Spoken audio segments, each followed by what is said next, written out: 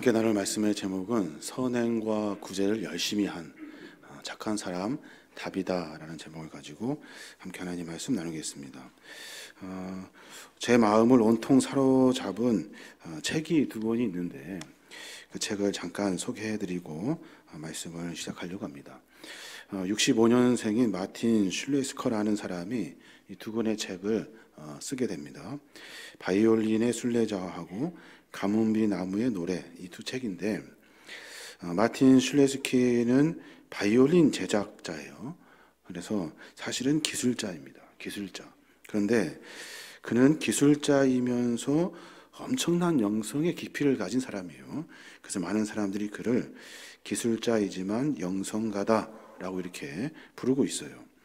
그분이 하신 말씀 중에 우리 가슴 속에는 영혼을 사모하는 마음이 있습니다 라고 하는 유명한 말을 하셨던 분이에요. 우리 가슴에는 영혼을 사모하는 마음이 있대요.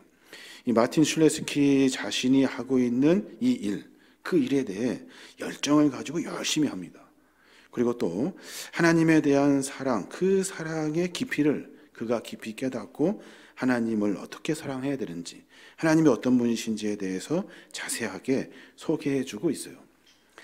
이 책은요, 그냥 막 쭉 읽어내는 그런 류의 책이 좀 아니에요. 조금씩 한 문장 한 문장을 마치 맛있는 음식을 이렇게 조금씩 떼어 먹듯이 조금씩 음미하며 읽어야 하는 그런 책이에요. 그 언어가 참 섬세하고 어느 분이 그렇게 말씀하시던데 깊은 우물 속에 그보다 더 깊은 곳에서 솟아나는 차갑고 깨끗한 물을 마시는 듯한 느낌이다. 여하튼 그분의 책이 그렇게 참 깊은 이야기를 담고 있어요. 전부 다 말씀드릴 수는 없지만 한 부분만 제가 소개해 드리자면, 하나님이 우리가 사는 세상에 계시다면 왜 이렇게 하나님의 사랑과 어울리지 않는 일들이 이 세상에 벌어집니까? 라고 누가 이렇게 질문을 했대요. 세상에 하나님이 계시다면 하나님의 마음과 사랑과 어울리지 않는 일들이 왜 이렇게 많이 일어납니까? 이 질문에 그분이 그렇게 답을 하셔요. 우리는 하나님이 하늘에서 내려와 전능한 손가락 한 번 튕김으로써 모든 일을 해결해 주셨으면 하는 헛된 바람을 품고 있습니다. 그러나 하늘과 땅 사이의 관계는 그렇게 진부한 굴종의 역사로 이루어지지 않습니다. 참 좋은 말이고 기가 막힌 말인 것 같아요. 그리고 나서 그분이 그렇게 말씀하셔요. 하늘과 땅은 언제든 손상될 수 있는 섬세한 소명으로 관계를 맺고 있습니다. 마치 악기가 음악가의 목소리가 되어주듯이 말입니다 라고 말해요. 우리가 악기라면 음악가의 소리를 내어주어야 하는 것, 이것이 우리의 사명이고, 우리가 하나님을 섬긴다면 그 하나님은 어떤 하나님이냐는 거예요.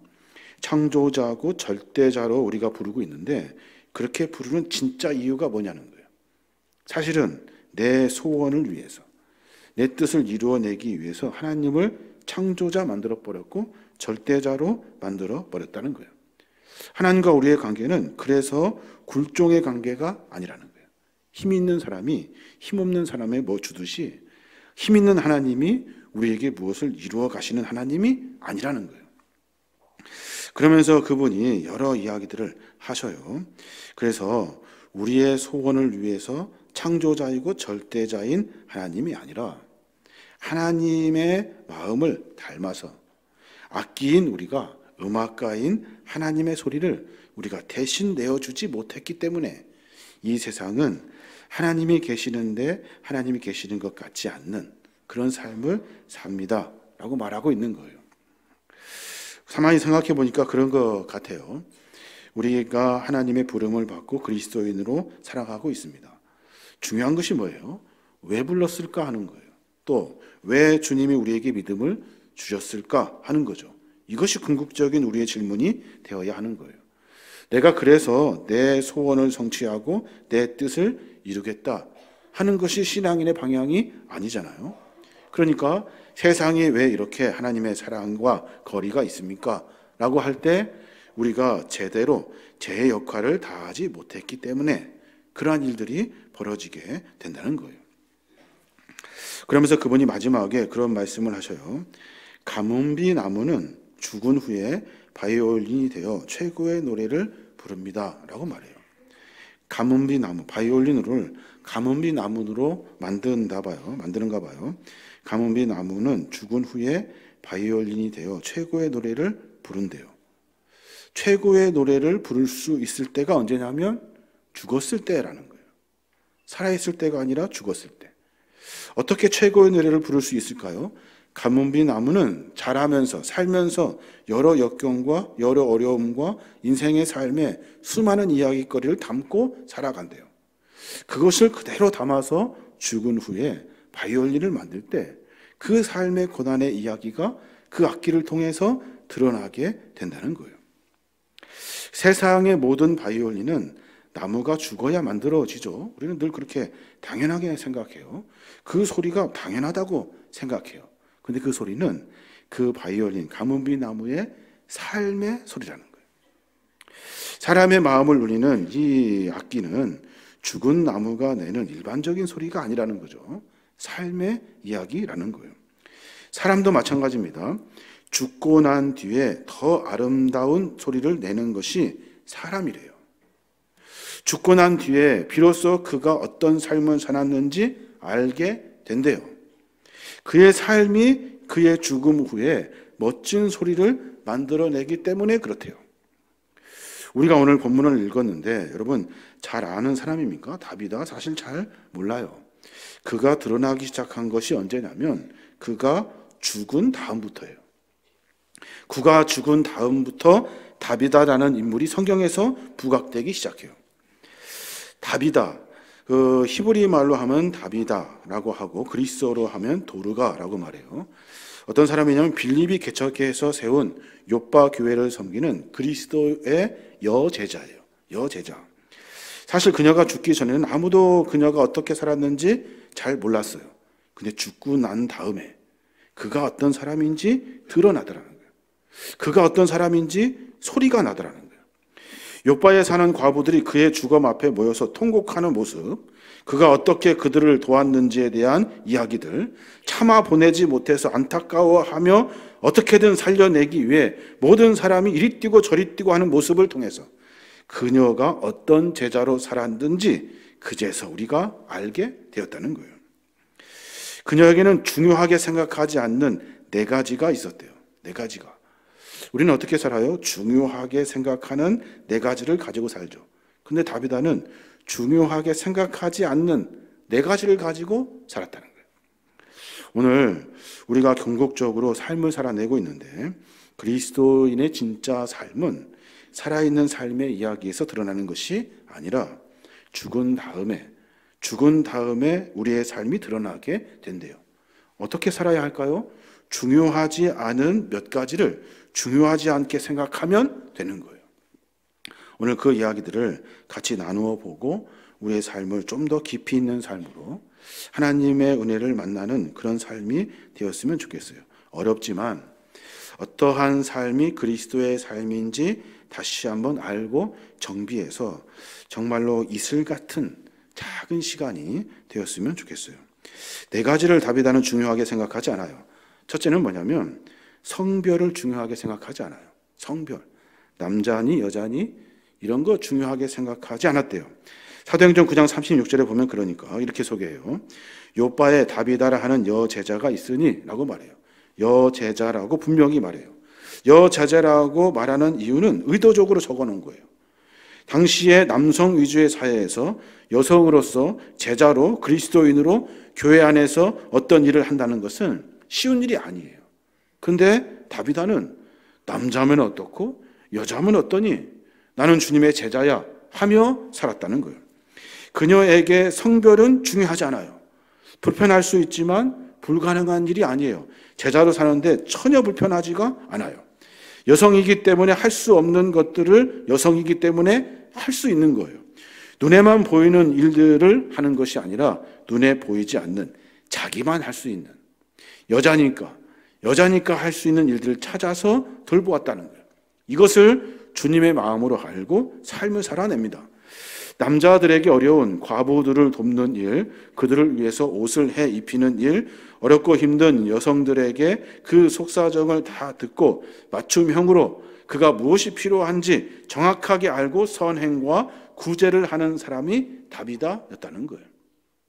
남자면 어떻고 여자면 어때요? 그런데 우리는 남자인지 여자인지 지금도 중요해요. 중요하지 않다는 거예요. 여성이라서 못하는 사역이 있을 수 있겠죠. 그런데 여성이기 때문에 할 수 있는 사역이 훨씬 더 많다는 것을 다비다는 알았던 거예요. 환경 때문에 포기하고 환경 때문에 비로소 보이게 되는 그런 일들을 찾아가지고 하는 제자. 나는 이래, 나는 형편이 그래, 나는 여자야, 나는 약해, 이런 것들 때문에 못한다고 뒤로 물러섰는데 다비다는 그것이 하나도 중요하지 않았다는 거예요. 근데 우리는 되게 중요하잖아요. 우리는 그것이 중요해요. 여자인지 남자인지가 중요하고 어떤 환경에 있는지가 중요해요. 다비다는 그것을 중요하게 생각하지 않았다는 거예요. 그래서 구제와 선행을 실천하며 여러 가지 일들을 감당하는데 다비다는 한 번도 여자이기 때문에 못합니다 라고 말한 적이 없었다는 거예요. 그래서 그는 여제자입니다 라고 분명하게 소개하고 있는 거예요. 또 하나 다비다가 생각하지 않은 것이 있어요. 전혀 고려하지 않는 것. 상관없어요. 그것은 나하고 아무 상관이 없습니다 라고 했던 것이 뭐냐면 그가 어떤 지역에 살았는지, 어디 출신인지 이런 것들은 그녀에게 중요하지 않았어요. 그것이 뭐가 중요해요? 내가 열심히 일하면 되는 것이지, 열심히 주님을 섬기면 되는 거예요. 그녀의 집이 어디에 있어요? 요바에 있죠. 요바는 예루살렘으로부터 북서쪽으로 한 50km 떨어진 변방에 있는 작은 항구 도시예요. 항구 도시라 중요할 수 있겠죠. 그런데 영적인 지도로 보면 예루살렘에서 변방에 있어요. 다 예루살렘에 있으려고 하고 예루살렘 출신들이 일하려고 하죠. 그런데 요바라고 하는 변방에 있는 출신이 여제자로 사역을 감당하고 있다는 거예요. 그럼에도 불구하고 다비다는 장소가 아무런 문제되지 않아요. 역경과 형편이 중요하지 않아요. 나에게 맡겨주신 제자의 삶을 묵묵히 감당하고 있대요. 목회자들 사이에 이런 이야기들이 서로 오간 적이 있어요. 저는 그 이야기를 듣고 나도 그런가? 라는 생각을 해보게 돼요. 목회자, 한국에 있는 목회자는 두 종류밖에 없대요. 어떤 분이 하신 말씀이에요. 어떤 목회자만 있냐면 하나는 서울에서 목회하고 싶은 목회자와 서울에서 목회하는 목회자와 서울에서 목회하고 싶은 목회자, 이것밖에 없대요. 저는 그 이야기를 듣고 참 나도 그런가 하는 생각을 해보게 돼요. 사람들이 삶 속에서 어디 지역에 있는지, 어디 출신인지가 중요해요. 거기로 다 가려고 해요. 교회 안에 섬김도 마찬가지죠. 예루살렘 지역 같은 사역이 있어요. 주목받고 박수받는 그런 사역들이 있어요. 근데 변방, 요바처럼 변방의 사역들이 있다고요. 잘 보이는 예루살렘 사역이 아니라 변방, 요바 같은 사역을 원하는, 그래서 그곳에서 묵묵히 그 일을 감당하는 그런 사람들이 있다는 거예요. 그 사람이 누구냐면 오늘 우리가 읽었던 다비다와 같은 사람이에요. 제자는 하고 싶은 사역을 하는 사람이 아니에요. 제자는 주어진 것을 하는 사람이에요. 제자는 가고 싶은 곳에 가서 사역하는 사람이 아니에요. 보내진 곳에 사역하는 사람이 제자예요.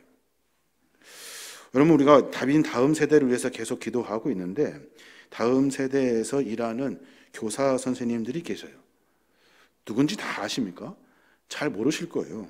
변방에서 열심히 수고하며 일하는 그런 선생님들이 계셔요. 벌써 몇 년째 헌신하는 선생님들. 참 그분 보면 참 고맙고 감사해요. 요바 같은 곳에서 다비다의 일들을 감당하고 있는 거예요. 변방 1층 식당 같은 데에서 식사를 위해 수고하는 분들이 계셔요.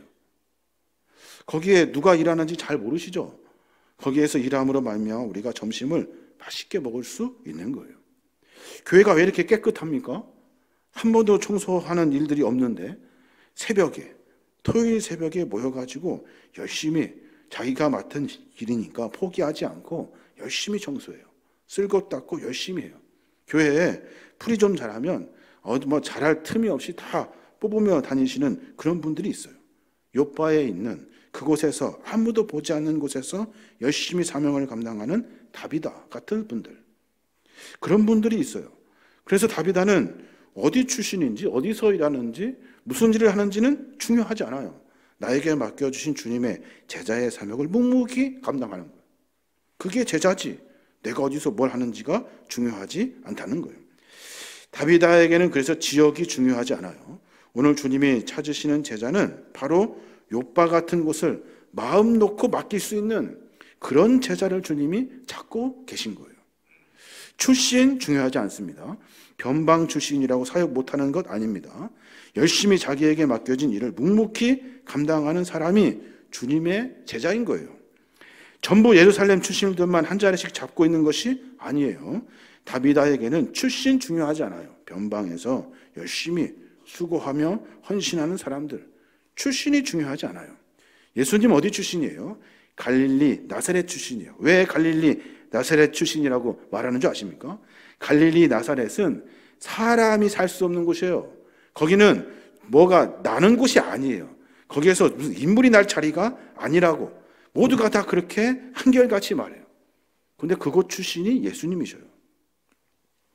교회 오래 다닌 것, 교회 무엇 하는 것, 어디 집안 출신인 것, 다비다에게는 하나도 중요하지 않아요. 열심히 맡겨진 일을 감당하는 거예요. 열심히 하는 사람 보면 괜히 질투하고 미워하는 사람이 있는데 주님의 일에는 하나도 중요하지 않아요. 누가 앞선이 뒷선이 하는 것은 중요하지 않아요. 서로 함께 그 일을 감당하는 거예요. 다비다에게는 어디 출신이니 뭐가 이런 게 중요하지 않아요. 나에게 맡겨주신 주님의 일을 열심히 하는 사람이더라는 거예요. 또 하나 다비다는 생각하지 않는 것이 있어요. 그것이 뭐냐면 인정해 주는 것. 아까 좀 전에 장로님도 기도할 때 말씀하신 것 같은데 인정해 주는 것, 그게 중요하지 않아요. 사람은 구제와 선행을 합니다. 할 때도 감추듯이 몰래 한다고 해요. 근데 진짜 감춰봐요. 그러면 서운해해요. 서운해하는 것이 사람이에요. 성경에 오른손이 하는 걸 왼손이 모르게 해라 했잖아요. 진짜 모르게 하면 섭섭하다고요. 나의 구제와 선행을 정말 감추고 한다는 것은 그래서 어려운 일이에요. 구제 선행 어떻게 해요? 기회를 봐서 한다고요. 기회를 봐서. 이번 기회에 하면 좋을까? 다음 기회에 하면 좋을까? 생각해요. 다비다는 그런 생각을 하지 않아요. 늘상 언제나 구제와 선행하는 일에 열심히 했대요. 그래서 사도행전 9장 36절에 보면 그렇게 소개해요. 선행과 구제하는 일이 심이 많더니 라고 말해요. 여기서 말하는 심이 영어로 뭐라고 하냐면 pull away라고 해요. pull, 가득 차다, 가득하다, 최선이다 라는 말이죠. away는 항상이라는 뜻이에요. 다비다는 항상 언제든지 가득가득 채워지게 선행과 구제를 했다는 거예요. 기회 봐서 하는 것이 아니에요. 누가 알아주면 하고 안 알아주면 안 하고, 그래서 기회 봐서 이런 때 하고 저런 때 하는 것이 아니더라는 거예요. 더 나아가서 그가 어떤 근거로 구제와 선행을 했는지 알 수가 있어요. 그는 언제나 누가 보든지 안 보든지 상관없이 열심히 선행과 구제를 했대요. 사도행전 9장 39절에 보면 그래요. 모든 과부가 베드로 곁에 서서 울며 도르가가 그들과 함께 있을 때에 지은 속옷과 겉옷을 내다 보이거늘 그래요. 베드로를 데리고 왔단 말이에요. 그리고 나서 과부들이 베드로 앞에 뭘 내보이냐면 속옷과 겉옷을 내보였대요. 겉옷은 뭐예요? 겉옷을 해준다는 것은 참 재산 목록에 들어갈 만큼 많은 돈이 들어가요. 그래서 큰 헌신의 선물을 말합니다. 감동을 주는 선물, 그 겉옷 같은 그 선물을 줬대요. 근데 중요한 것이 뭐예요? 속옷이에요. 속옷. 사람의 눈에는 보이지 않는 속옷을 다비다가 과부들에게, 어려운 사람들에게 다 나누어 줬대요. 이것은 표가 안 나요. 표가. 그래서 베드로에게 속옷을 직접 보여준 거예요. 이거 누가 준 줄 아십니까? 다비다가 우리에게 해준 겁니다. 겉옷도 해줄 뿐만 아니라 속옷도 해주었습니다. 더욱이 속옷을 과부에게 해주고 겉옷을 해주었다는 것은 받을 수 없는 일이에요. 과부에게 그것을 주었다는 것은 과부가 그것을 갚을 수 있는 능력이 없어요. 조건 없이 겉옷과 속옷을 다 해준 거예요. 겉옷은 사랑이고 속옷은 감동이죠. 겉옷은 필요를 채워주는 것이라면 속옷은 마음을 채워주는 거예요. 그래서 구제와 선행을 기회 봐서 하는 것이 아니에요. 때도 없이 시도 없이 언제나 가득가득 채워진 마음으로 하는 거예요. 이런 때는 하고 저런 때 하는 것이 아니라고요.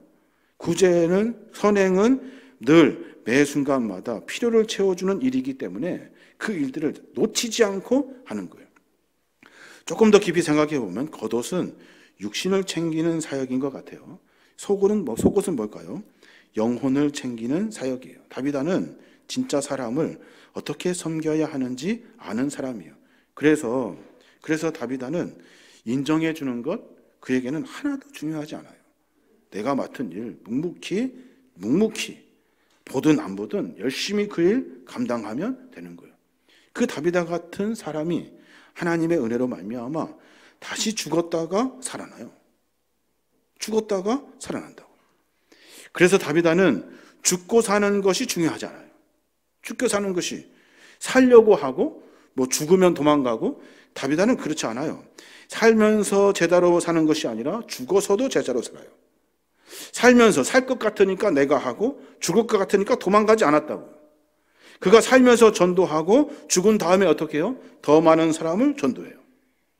살면서 구제하고 선행했다면 죽은 다음에도 그는 그 사람을 본받아 수많은 사람들이 다비다 같은 삶을 살더라는 거예요.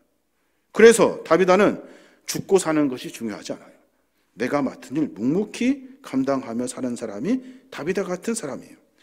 로마서 14장 7절에 보면 다비다에게 잘 어울리는 그런 본문이 있어요. 로마서 14장 7절부터 보면 우리 중에 누구든지 자기를 위하여 사는 자가 없고 자기를 위하여 죽는 자가 없도다. 우리가 살아도 주를 위하여 살고 죽어도 주를 위하여 죽나니 그러므로 사나 죽으나 우리가 주의 것이로다. 그래요. 무슨 말이에요? 사는 게 죽는 게 뭐가 중요해?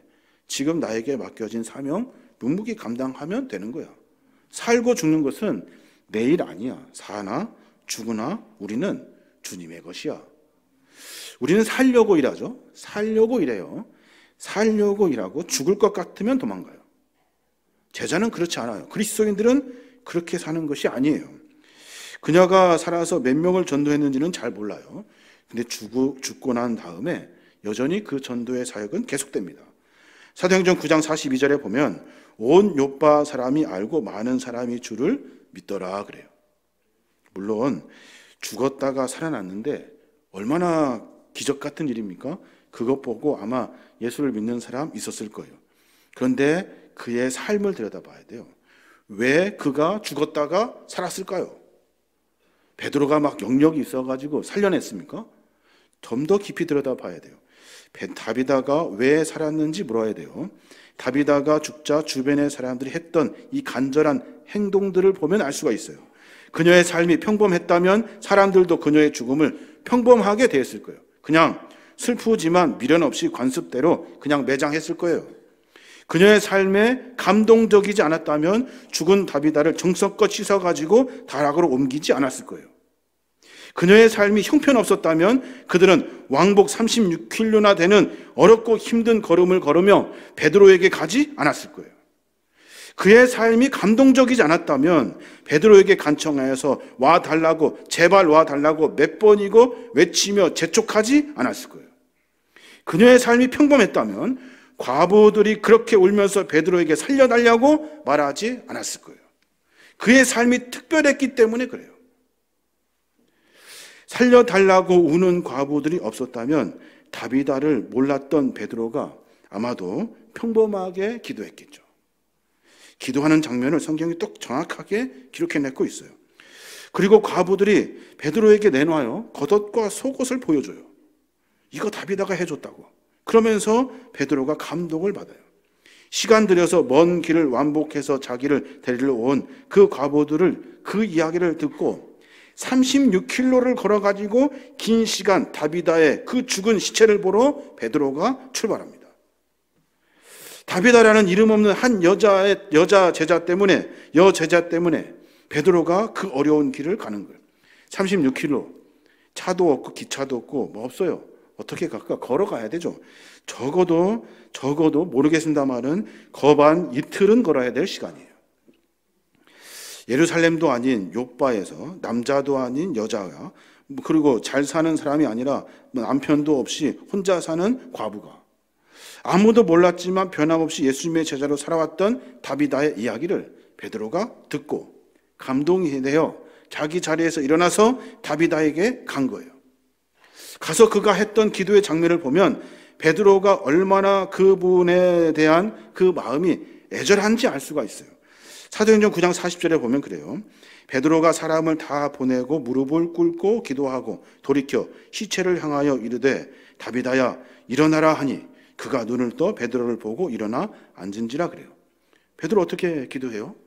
다비다의 시신 앞에 무릎 꿇고 기도해요. 보통 사람 같으면 아마 보통 기도는 손 들고 서서 하거든요. 그런데 베드로는 그 시신 앞에 무릎을 꿇고 기도합니다. 간절히 기도하는 거예요. 저절로 무릎을 꿇고 기도하게 만든 다비다의 그 삶의 이야기를 베드로가 들었거든요. 마음 가운데 감동이 되어가지고 먼 걸음 한 걸음에 온 베드로의 마음, 그 마음이 다비다 앞에 섰을 때 무릎을 꿇지 않을 수가 없었던 거예요. 죽었던 그녀가 다시 살아납니다. 온 요파 사람들이 그 일을 보고 모두가 다 죽은 다음에 살 수 있어서 예수 믿는 것이 아니라 다비다 같이 내가 살아야겠다라고 하는 각오와 결단으로 주를 믿기 시작한 거예요. 온 요파 사람이 그녀가 행했던 순수하고 그리고 사랑스럽고 그리고 했던 수많은 구제와 선행의 일을 알고 깨닫고 나도 그렇게 살아야지 하면서 주를 믿었다는 거예요. 하나님은 다비다의 그 모든 헌신을 다 보고 계셨던 거예요. 남성, 여성 이것이 뭐가 중요해요? 제자는 중요하지 않아요. 어디 출신인지 중요합니까? 중요하지 않아요. 어디 사는지 중요합니까? 하나도 안 중요해요. 어디 집안인지가 중요합니까? 중요하지 않아요. 제자에게는 그것이 중요하지 않아요. 누가 누구를 인정해주고 인정받았는지가 중요합니까? 하나도 중요하지 않아요. 그가 죽었는지 살았는지가 중요합니까? 중요하지 않아요. 살든지 죽든지 주를 위해 살았던 삶의 이야기가 중요해요. 예수의 제자로 살았던 다비다가 오늘 우리에게 외치고 있어요. 남녀가 무슨 상관입니까? 힘이 없고 많음이 중요합니까? 부서 출신 어디 주선인지가 중요합니까? 어디 집안인지가 중요합니까? 누구에게 인정받는 것이 중요합니까? 생사가 중요합니까? 여러분, 제자는 하나도 중요하지 않습니다. 나에게 맡겨주신 주님의 일이 있다고 생각하면 그 일을 묵묵히 감당하는 겁니다.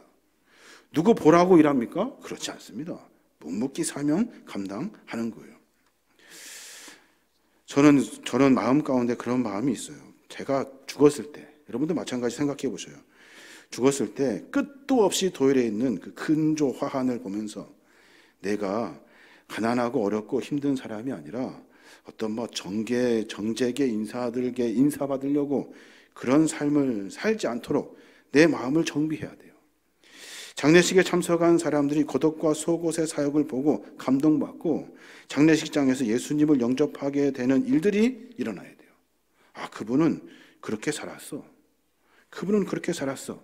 라고 하는 고백의 이야기들이 장례식장에 있어야 돼요. 허벌쩡하니 그냥 떠버리듯이 시끌벅적한 것이 아니에요. 요바에서 살고 있는 여제자 다비다, 그의 제자의 삶은 참 멋집니다. 그 삶을 성실하게 살아내는 삶의 이야기들이 오늘 우리에게 들려오고 있어요. 너희들이 그리스도인이라면 다비다 같이 살아라 라고 말해주는 것 같아요. 짧은 이야기지만 통찰력을 주는 이야기가 있어서 소개해드리고 얘기를 마치려고 하는데, 어느 나그네가 길을 가다가 날이 저물어서 대감집에 머물게 됩니다. 어떤 큰 대감집에 머물어요. 그 집에 머물면서 며칠을 보내게 되는데 갑자기 그 집 대감이 돌쇠를 불러요. 돌쇠야, 이리 오너라 그래요.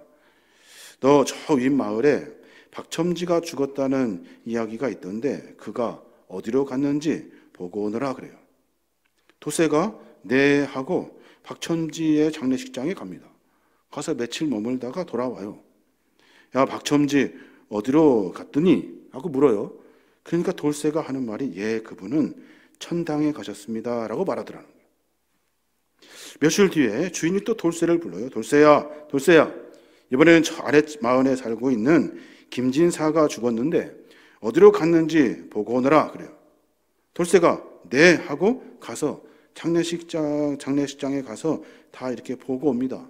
그리고 보고를 해요.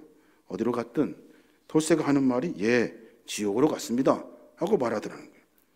나그네가 그 이야기가 너무 신기하고 너무 궁금해서 대감에게 묻습니다. 아니, 사람이 죽은 후에 어디로 갔는지 어찌합니까?